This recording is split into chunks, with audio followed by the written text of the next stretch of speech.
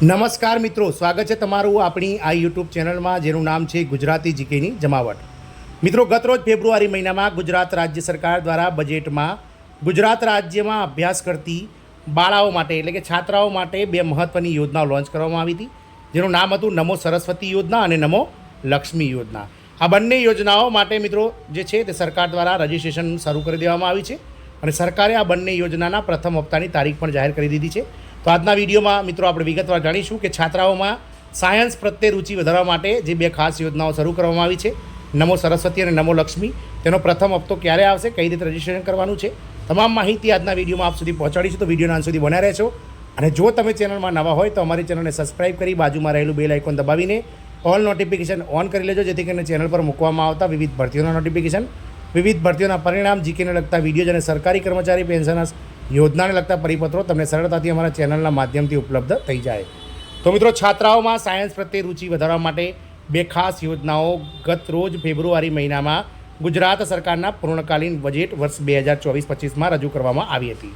આ બંને યોજનાઓ ક્રમશઃ નમો સરસ્વતી અને નમો લક્ષ્મી છાત્રાઓમાં સાયન્સ પ્રત્યે રુચિ વધારવા માટે અને વિદ્યાર્થીનીઓ કે જેઓ ધોરણ 10 પછીનો જે ડ્રોપ આઉટ રેશિયો વધી ગયો છે તેને ઘટાડવા માટે અને ધોરણ 11-12 એટલે કે હાયર સેકન્ડરી સુધીનો અભ્યાસ દરેક છાત્રાઓ કરે તે માટેનો મિત્રો સરકારનો સંકલ્પ છે અને આ બંને યોજનાઓ એના માટે લોન્ચ કરવામાં આવી છે, કારણ કે આ બંને યોજનાઓ ધોરણ 11-12માં અભ્યાસ કરતી છાત્રાઓને સ્કોલરશિપ પૂરી પાડે છે મિત્રો.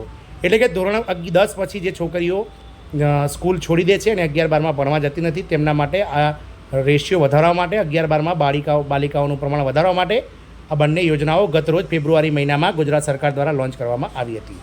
તો છાત્રાઓમાં સાયન્સ પ્રત્યે રુચિ વધારવા માટે બે ખાસ યોજનાઓ 10 લાખ વિદ્યાર્થિનીને નમો સરસ્વતી નમો લક્ષ્મીનો 27 જૂનના રોજ પ્રથમ હપ્તો મિત્રો શરૂ કરી દેવામાં આવશે. એટલે કે નવું સત્ર 13 જૂને શરૂ થશે અને 27 જૂને જે પ્રથમ હપ્તો છે તે મિત્રો ચાલુ કરી દેવામાં આવશે.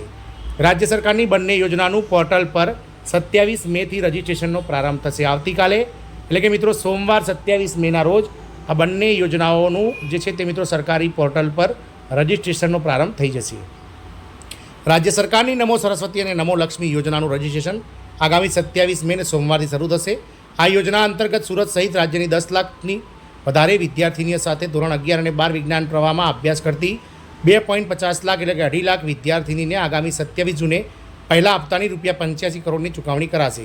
જોકે આ જ દિવસે પ્રવેશોત્સવનું પણ આયોજન કરાશે, જે માહિતી શિક્ષણ સચિવે જિલ્લા શિક્ષણ અધિકારીઓને વિડીયો કોન્ફરન્સથી જણાવ્યું હતું અને તાકીદે રજિસ્ટ્રેશન કરાવવા પણ સૂચના આપી છે. નમો સરસ્વતી અને નમો લક્ષ્મી યોજનાની પોર્ટલ પણ બનાવાયું છે, જે પોર્ટલ પર આગામી 27 મે સોમવારથી રજિસ્ટ્રેશન શરૂ થશે. આ છે નમો લક્ષ્મી અને નમો સરસ્વતી યોજના.